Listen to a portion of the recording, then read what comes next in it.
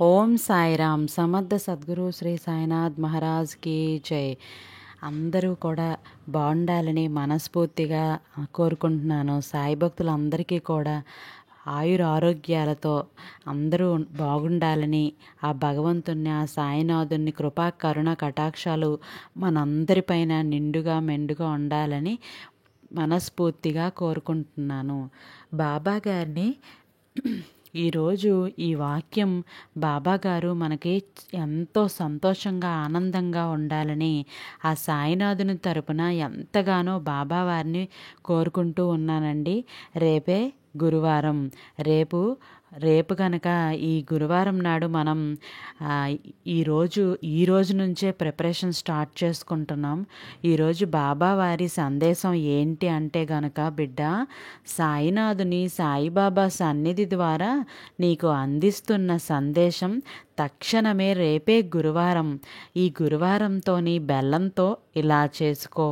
అక్షరాల 36 లక్షలు నీ చేతికి వస్తాయి. ఇది విన్న 3వ రోజుకి నీ కష్టాలు అన్నీ కూడాను తీరిపోతాయి. ఇది పెడచెవిన పెడితే నేను కూడా నిన్ను కాపాడలేనమ్మా అని చెప్పి ఏదో తెలియని సందేశాన్ని ఈరోజు బాబాగారు మనందరికీ కూడా అందించడానికి మన ముందుకు వచ్చారు తల్లి. మరి ఆ సాయినాథుని ఏ సందేశం అందించినా కూడా అది మన భవిష్యత్తుకి పునాది అని చెప్పి మన అందరికీ కూడా తెలిసిన విషయమే కదా. మరి ఎవరికైతే ఆ సాయినాథుని ఆశీస్సులు ప్రతి ఒక్కరి భవిష్యత్తుకి కూడా పునాది అయి ఉంటాయి. ఎప్పుడూ కూడా నా సాయినాథుని మీద నమ్మకం ఉంటే మీకు వీడియో అయ్యేంత వరకు చివరి వరకు చూడండి. దానికంటే ముందుగా ఎంతోమంది అక్క, ఎన్నో రకాల సమస్యలతో మేము సతమతం అయిపోతున్నాం అక్క. ఓం సాయిరామ్. బాబా గారి సందేశాలు మాకు ఎంతగానో సహాయపడుతూ ఉన్నాయి. గురువారం వస్తుంది అంటేనే మాకు ఎక్కడ లేని పులకింత బాబా వారిని, అది ఒక పండగ వాతావరణం నెలకొంటూ ఉంది. అక్క, మీరు ఎప్పుడూ చెప్తూ ఉంటారు, గురువారం అంటేనే చాలా డిఫరెంట్గా ఉంటుంది, మిగతా వారం రోజుల కంటే కూడాను చాలా డిఫరెంట్గా ఉంటుంది. ఇది ఆ రోజున మేము కూడా ఫేస్ చేస్తున్నామక్క. ఎంత సంతోషంగా ఉంటున్నామో, ఎంత ఆనందంగా జీవితంలో ముందడుగు వేస్తున్నామో అంత మాత్రమే కాదక్క, నా స్నేహితురాలు అందరూ బిజినెస్ పార్ట్నర్లు ఎన్నో డబ్బులు ఎగ్గొట్టేసి తను వెళ్ళిపోతే తను నాతో బాధను పంచుకుందక్క. అప్పుడు నేను మన వీడియోని షేర్ చేశాను. తను ఎంతగానో సంతోషించింది.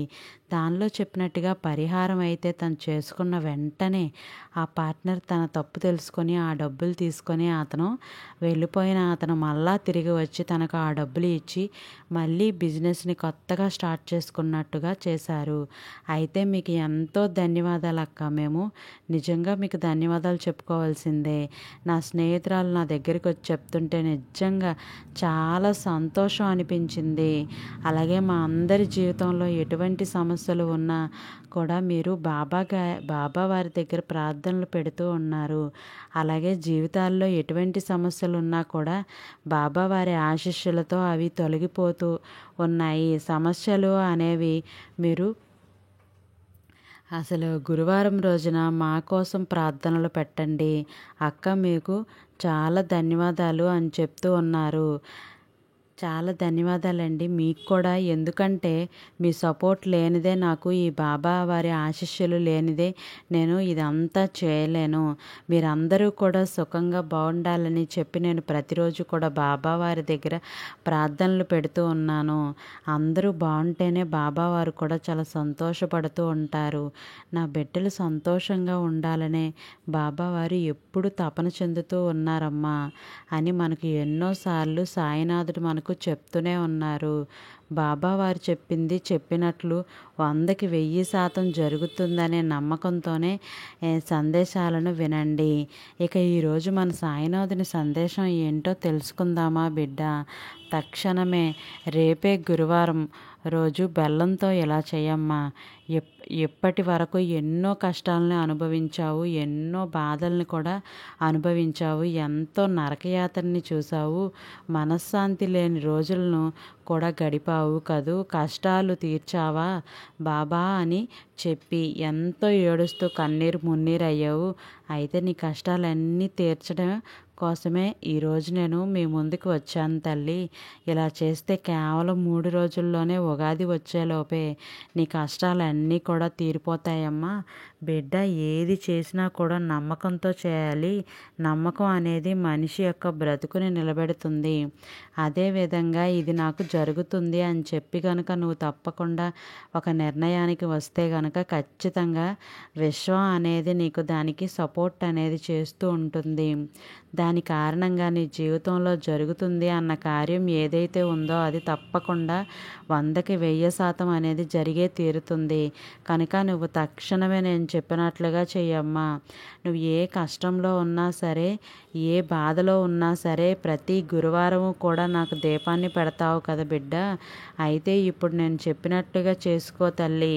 నువ్వు దీపాన్ని పెట్టిన తరువాత, అంటే దీపాన్ని పెట్టే ముందు ఏ రోజైనా సరే పర్వాలేదమ్మా, నీ ఇష్ట దైవం ఎవరైతే ఉన్నారో తల్లి పూజ చేసుకో. కాకపోతే ఒక చిన్న బెల్లం ముక్కను తీసుకొని బెల్లం మీద ఆవు నేతిని కనుక పోసి అది నువ్వు నైవేద్యంగా పెట్టావు అంటే నీ యొక్క కష్టాలన్నీ కూడా తీరిపోతాయి. అంటే బెల్లాన్ని, ఒక చిన్న బెల్లం ముక్కను తీసుకొని దాని మీద ఆవు నెయ్యి వేసి దాన్ని నువ్వు భగవంతునికి నైవేద్యంగా సమర్పించాలి. బిడ్డ, ఈ సృష్టిలో బెల్లం అనేది చాలా అద్భుతమైనది. ఈ బెల్లాన్ని ఎవరైతే నైవేద్యంగా సమర్పించుకొని దాని మీద ఆవు నెయ్యి అంటే చాలా పవిత్రమైందని నీకు తెలుసు కదా. ఈ రెండింటినీ కలిపి నైవేద్యంగా పెట్టుకునేటప్పుడు నీ మనసులో సంకల్పం అయితే ఏది ఉందో అది చెప్పుకో. నీకు ధైర్యంగా కష్టాల నుండి నిన్ను వెంటాడి వేధిస్తూ ఉండే ఈ కష్టం నుండి నీకు విముక్తి కలుగుతుంది అని చెప్పి ఆ బాధలన్నీ తొలగించడానికి, ఆ బాధలన్నీ దూరం అవ్వాలి అని కోరుకోవాలి. నేను కోరుకున్నట్టుగానే డబ్బు నా చేతికి అయితే రావాలి అని నువ్వు ఎంత అమౌంట్ అయితే అనుకుంటున్నావో అంతా కూడాను, ఆ డబ్బునంతా అమౌంట్ని నువ్వు మనసులో తలుచుకొని సంకల్పించుకొని నువ్వు కనుక బెల్లం మీద నేతిని వేసి అది నైవేద్యంగా సమర్పించి అది కనుక పూజ అంతా కూడా పూర్తిగా ముగించిన తర్వాత ఆ నైవేద్యం కనుక నువ్వు ప్రసాదంగా స్వీకరించినట్లయితే ఖచ్చితంగా నీ జీవితంలో నువ్వు కోరుకున్న ధనం అనేది నీ చేతికి అందుతుంది. నీ కష్టాలన్నీ కూడా ఈ ఉగాదిలోపే తిరిగిపోతాయి. బిడ్డ, ఎంత కష్టపడినా కూడా డబ్బులు చేతిలో నిలవటం లేదు అని చెప్పి ఎంతగానో బాధపడుతున్నావు కదా. ఎందుకు నిలవడం లేదు అంటే గనక లక్ష్మీదేవి చంచలనమైన శక్తి ఉన్నా సరే ఆ అమ్మవారి దయా కరుణ కటాక్షాలు అనేవి నీ మీద పూర్తిగా కలగాలి. అంటే కనుక అమ్మవారిని నువ్వు నీ దగ్గరే ఉంచుకోవాలి అనుకుంటే కనుక ఈ ఒక్కరోజు నువ్వు రాగి నాణాన్ని కనుక తీసుకొని రాగి నాణాన్ని నీ మనసులో సంకల్పాన్ని చెప్పుకొని నువ్వు ఆరు బయట డాబా మీద వెన్నెల్లో ఈరోజు కనుక అంటే ఆ చంద్రుని కిరణాలు ఆ రాగి నాణం మీద పడేటట్లుగా పెట్టుకొని దాన్ని నువ్వు రాత్రంతా కూడా సంకల్పించుకొని అలా వదిలేసి తెల్లవారుజామున ఆ రాగి నాణాన్ని తీసుకొని నువ్వు డబ్బులు పెట్టుకొని బీరువాలో కానీ లేదా నీ పర్సులో కానీ ఆ రాగి నాణాన్ని ఎప్పటికీ కూడా అలాగే ఉంచుకో బిడ్డ. ఇలా నువ్వు ప్రతిసారి చేసుకుంటూ ఉంటే కనుక ప్రతి పౌర్ణమికి కూడా నీ చేతిలో డబ్బు అలాగే నిలిచి ఉంటుంది. తల్లి, ఖర్చులైతే తగ్గుతాయి, ఆదాయం పెరుగుతుంది, వచ్చిన డబ్బు రెట్టింపుగా మారుతుంది. బిడ్డ, ఈ ఒక్క పరిహారం కూడా నీకు చాలా అద్భుతంగా ఉపయోగపడుతుంది అమ్మ. ఈ గురు శుక్రవారాలు ఇలా చేసుకున్నావా అంటే నీకు కష్టాలను తొలగిస్తుంది. ఎందుకంటే ఈ భూమి మీద ఎందుకు అంటే ప్రతిసారి ప్రతి మను కూడా కొనగలగాలి అంటే డబ్బు అనేది చాలా ముఖ్యం. ఆ డబ్బు లేక నువ్వు ఎన్ని ఆకచాట్లు పడుతున్నావో నేను చూస్తూనే ఉన్నాను కదా. కనుక నువ్వు రాగి నాణంతో ఈ విధంగా చేసుకుంటే నీ సమస్య అనేది పరిష్కారం అయిపోతుంది బిడ్డ. ఇక అంతేకాకుండా రావి చెట్టు కింద నువ్వు ఇంత చిన్న ముక్క బెల్లాన్ని తీసుకొని వెళ్ళి రావి చెట్టు కిందగో అంటే చిన్న గుంటలాగా తవ్వి నీ మనసులో సంకల్పాన్ని చెప్పుకొని ఆ బెల్లాన్ని ఆ గుంటలో పెట్టి మట్టిని పూడిస్తే కనుక ఈ విధంగా చేసినట్లయితే నీకు ఖచ్చితంగా నువ్వు అనుకున్న కోరిక జరుగుతుంది. ఎందుకంటే రావి చెట్టు అంటే సాక్షాత్తు మనం దైవ స్వరూపంగా భావిస్తూ ఉంటాము. అంటే రావి చెట్టు లక్ష్మీనారాయణ స్వరూపంగా భావిస్తూ ఉంటాం కదా. ఆ యొక్క లక్ష్మీనారాయణుని యొక్క కటాక్షం అనేది నువ్వు రావి చెట్టు కింద బెల్లాన్ని కనుక పెట్టడం వల్ల నీకు ఆ కోరిక అనేది సిద్ధిస్తుంది. తల్లి ఈ చిన్న పరిహారం ఈ ఈ చిన్న పరిహారం వల్ల నీ సమస్యలన్నింటికీ కూడా పరిష్కారంగా మార్గంగా మారుతుంది బిడ్డ. ఇప్పుడు నేను చెప్పేది ఏదైనా సరే కానీ నీ యొక్క సమస్యలు పరిష్కారం అవ్వడానికి నీ చేతిలోనికి డబ్బు రావడానికి అన్నిటికీ చెప్పి గుర్తుంచుకో. ఇంకొకటి ఏంటి అంటే కనుక బిడ్డ నువ్వు ఈరోజు గురువారం కనుక మందార ఆకుల్ని తీసుకో. ఈరోజు రేపటికి మందార ఆకుల్ని 2 స్పూన్లు ఎర్ర కందిపప్పు పెట్టు. ఈ విధంగా 2 స్పూన్లు ఎర్ర కందిపప్పు పెట్టిన తర్వాత మందార ఆకుని తీసుకొని వెళ్ళి రావి చెట్టు కింద పెట్టుకో. అప్పుడు కాకులు కానీ ఏదైనా చిన్న చిన్న పక్షులు ఆ కందిపప్పు గింజలను తినడానికి వస్తాయి కదా. ఈ విధంగా చేయటం వల్ల కూడా ఆ విధంగా పెట్టే ముందు నీ యొక్క సంకల్పాన్ని కనుక నువ్వు చెప్పుకొని కనుక పెట్టావు అంటే కనుక నీ యొక్క సంకల్పం అనేది తప్పకుండా సిద్ధిస్తుందమ్మా. ఇప్పుడు ఈ విధంగా బెల్లంతో నేను చెప్పినట్లుగా చేసావు అంటే కనుక ఈ గురు శుక్రవారాలు 2 రోజులు కూడా చేసుకో. అంటే ఖచ్చితంగా నీ సమస్య అన్నీ కూడా తీరిపోతాయి. ఉగాదిలోపే నీ బాధలన్నీ కూడా తీరిపోతాయి. ఉగాది కొత్త జీవితాన్ని ప్రసాదిస్తుంది బిడ్డ. ప్రతిరోజు కూడా ఎంతో మౌనంగా ఉంటున్నావు. కొండంత బాధను మనసులో దాచుకొని ఆ కన్నీరు కూడా ఇంకిపోయేంత ఎంత బాధను అనుభవిస్తున్నావు. నీ భర్త మారాలి అని కానీ నీ బిడ్డలు మారాలి అని కానీ నువ్వు చెప్పినట్లుగానే వినాలి అనుకున్నా కానీ నువ్వు అనుకున్నట్లుగా నీ కుటుంబం మలుచుకోవాలి అనుకున్నా కానీ ఏది ఏమైనా సరే కానీ సంకల్పం అనేది ముందు సిద్ధించాలి. ఈ సంకల్పాలు సిద్ధించడానికి రాగి నాణం పరిహారం రావి చెట్టు కింద బెల్లాన్ని పెట్టి పరిహారం, బెల్లాన్ని ఆవు నేతితో కలిపి నైవేద్యంగా పెట్టి పరిహారం, మందారాకు మీద ఎర్రపప్పు పోసి పెట్టే పరిహారం, ఈ 4 పరిహారాలు కూడా తప్పకుండా నువ్వు అనుకున్న సంకల్పాన్ని సిద్ధింపపరచుకోవడానికి చక్కగా నువ్వు అనుకున్న కోరికలన్నీ కూడా తీరుతాయి. ఉగాది వచ్చేలోపు నెరవేర్చుకోవడానికి నువ్వు పడుతున్న కష్టాలు బాధలు అన్నీ కూడా తీరిపోవడానికి ఇవి నీకు చాలా అత్యద్భుతంగా ఉపయోగపడతాయమ్మా. కనుక నేను చెప్పినట్లుగా చేసుకో. నీకు అంతా కూడా శుభమే జరుగుతుంది తల్లి. ఎందుకంటే నా బిడ్డ కష్టంలో ఉన్నప్పుడు నేను ఎలా చూస్తూ ఉండగలను? నా తల్లి కష్టాన్ని తీర్చినప్పుడే కదా నా తల్లి ఈ తండ్రికి కూడా ఆనందంగా సంతోషంగా గడుపుతాను. మరి నా ఆనందం కోసం నేను నీ కష్టాన్ని తీర్చలేనా చెప్పు? నీ బాధలన్నీ కూడా తీర్చుకోవడానికే ఈ రోజున నేను నీకు ఈ పరిహారాలను తీసుకొని వచ్చాను. ఈ భూమి మీద పుట్టిన ప్రతి మనిషికి కూడా ఏదో ఒక కష్టం అనేది పట్టి పీడిస్తూ ఉంటుందమ్మా. ఆ కష్టాలన్నీ కూడా తొలగించుకోవటం కోసం ఎన్నో పరిహారాలు ఉన్నాయి. ఇప్పుడు నేను చెప్పిన ఈ 4 పరిహారాలు కూడా నీ దగ్గర డబ్బు లేని లోటుని తీరుస్తాయి. నువ్వు పడుతున్న కష్టాన్ని తీరుస్తాయి. నీ భర్తలో మార్పును తీసుకొని వస్తాయి. నీ అనారోగ్య సమస్యలను కూడా తీరుస్తాయి. నువ్వు పట్టిందల్లా బంగారం అయ్యేలా చేస్తాయి.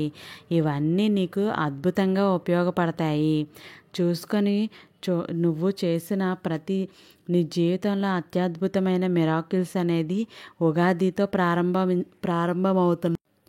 ప్రారంభం కాబోతున్నాయి అని చెప్పి ఈరోజు సాయినాథుడు మనకి ఎంతో అత్యద్భుతమైన సందేశాన్ని అందించారు.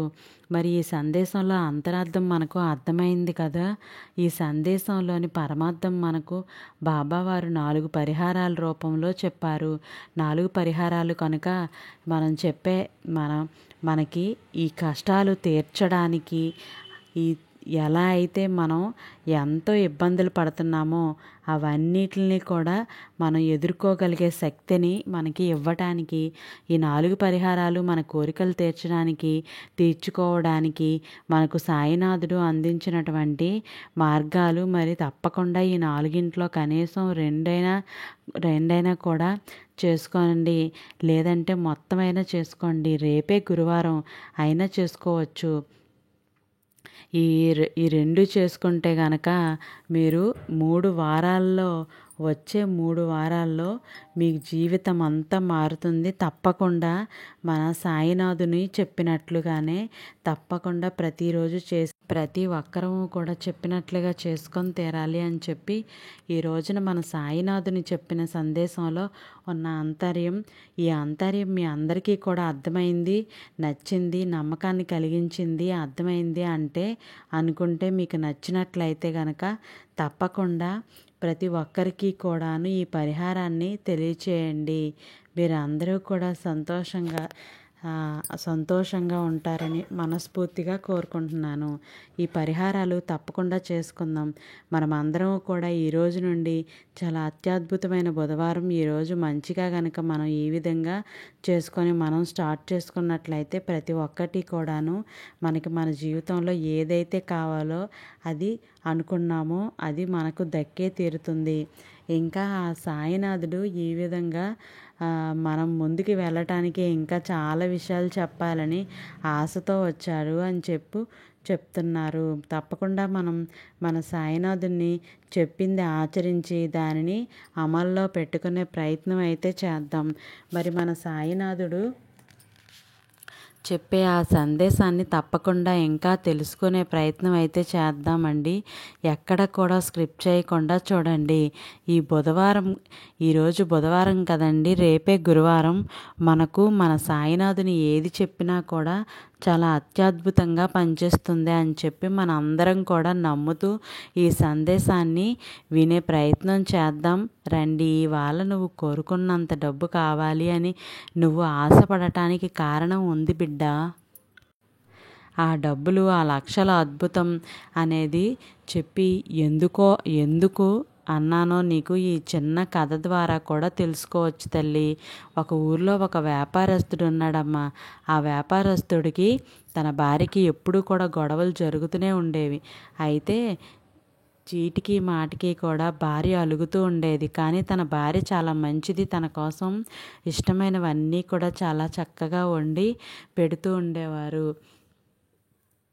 ఇలా చెప్పి ప్రయత్నం చేస్తూ ఉండేది. కానీ వ్యాపారస్తుడు మాత్రం, అబ్బా నీ సాయం ఇంకెంత, ఎవరడిగారు చెప్పు, నువ్వు నాకు అన్నీ ఏం చేయాలో నాకు తెలుసులే, కానీ నీ వల్లే అసలు అన్నట్టుగా సీన్ని క్రియేట్ చేస్తూ మాకు నువ్వు అలాగా ప్రతిసారి ప్రతి దాంట్లోనూ భార్యను అలుసుగా మాట్లాడుతూ ఉండేవారు. దానికి ఎంత సహాయం చేసినా సరే కానీ ఏమాత్రమూ కూడాను భార్యకు విలువ ఇవ్వకుండా ఉండేవారు. అయితే ఆ వ్యాపారి అయితే ఒకరోజు తనకున్న బిజీ షెడ్యూల్ని కూడా వేరే దేశాల్లో ఉంటూ వాటన్నింటినీ కూడా చూసుకుందాం అని చెప్పి బయలుదేరారు. అయితే అలా బయలుదేరుతూ కారులో వెళ్తూ ఉండగా ఒక ప్లేస్ దగ్గర బాగా ఆకలిగా అనిపించి ఒక హోటల్ దగ్గర ఆగుతారు. వ్యాపారి ఇక హోటల్లోకి వెళ్ళి కూర్చొని తనకు కావలసినటువంటి పూరి, ఇంకా ఇడ్లీ, సాంబారు, దోశ అన్నీ కూడా ఆర్డర్ చేసుకుంటారు. అప్పుడు చక్కగా ఒక్కొక్క దాన్ని ఎంజాయ్ చేస్తూ తింటూ ఉంటారు. అలా తింటూ ఉండగా ఒకసారిగా సడన్గా ఏమవుతుంది అంటే ఆ హోటల్లోని యొక్క ఓనరు ఇక పనిచేసే వాళ్ళందరూ కూడా పరుగెత్తుతూ బయటికి ఆశ్చర్యం వెళ్తూ చూశారు. అతను ఆశ్చర్యంగా, ఏంటి ఇలా పరిగెత్తుతున్నారు వీళ్ళు, లోపల ఏదైనా ప్రమాదం జరిగిందా ఏంటి అని చెప్పి ఉంటాడు. అప్పుడే ఒక కారులో నుంచి ఒక పెద్ద ఆవిడ అన్నమాట తను దిగుతుంది. ఓ ఓనర్ ఆవిడ చేయి పట్టుకొని జాగ్రత్తగా హోటల్లోకి తీసుకొని వెళ్ళాడు. తనకి కావలసినవన్నీ అన్నీ కూడాను ఆ పెద్ద ఆవిడికి తృప్తిగా పెట్టేస్తాడు.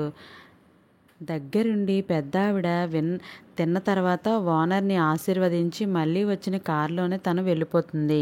జాగ్రత్తగా అన్నీ అక్కడి నుండి అన్నీ దగ్గర నుండి కూడా చూసుకుంటాడు.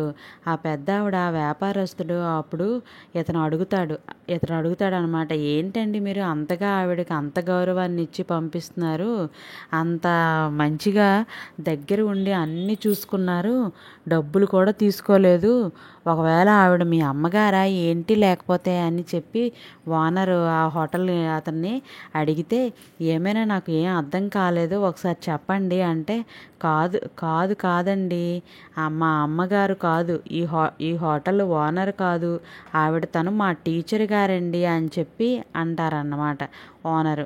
ఏంటి మీ టీచర్ గారా? అయ్యో, ఎప్పుడో చిన్నప్పుడు చదువుకున్న టీచర్కు మీరు ఇంతలా విలువిస్తున్నారు, వంగి వంగి నమస్కరిస్తూ ఉన్నారు అని ఇతను నవ్వుతాడు. ఆ వ్యాపారి, అయ్యో అదేంటి సార్ అలా మాట్లాడుతున్నారు, టీచర్ గారు ఎప్పటికైనా టీచర్ గారే కదండి, తల్లిదండ్రుల తర్వాత మనకు గురువే కదా అంటారు. అందరి గురువులు ఇప్పుడు ఎలా ఉన్నారో నాకైతే తెలియదు, కానీ మా గురువు గారు అయితే, మా టీచర్ గారు మాత్రం మాకు చాలా ప్రత్యేకమైన వారండి. ఎందుకంటే చిన్నప్పుడు మేము చదువుకునేటప్పుడు ప్రతి టీచరు కూడా, అరే ఎందుకు నువ్వు పనికి రావురా, నువ్వు ఎంత ముద్దేంటిరా, అసలు ఇలా అయితే ఎలా పైకి వస్తావు అని చెప్పి తిడుతూ ఉండేవారు. కానీ ఆ తిట్లు విన్న ప్రతిసారి కూడా ఒక్కొక్కసారి ఏడుపు వస్తూ ఉండేది. కానీ నిజంగా నేను దేనికి పనికిరానా అని చెప్పి, కానీ ఈ టీచర్ గారు మాత్రం ఎంతో ప్రేమగా మమ్మల్ని, అరే నువ్వు పెద్ద అయిన తర్వాత ఏమవుదావు అనుకుంటున్నావురా, ఒక కాగితం మీద రాయండి అని చెప్పి అందరికీ చెప్పేవారు. అలాగే మేమందరం కూడా కాగితం మీద ఇలా రాసిచ్చి, ఒరే సభాష్ రా, నువ్వు ఇది అవ్వాలనుకుంటున్నావారా, ఇది అవ్వాలనుకుంటున్నావా, నువ్వు ఇది ఇలా అవ్వాలనుకుంటే అయితే దీనికి తగ్గట్టుగా నువ్వు ఇది కృషి చేయాలరా, నువ్వు చాలా గొప్పవాడివి అయిపోతావు అని చెప్పి అలా తను మమ్మల్ని అందరినీ కూడాను ఎంకరేజ్ చేస్తూ ఉండేవారు.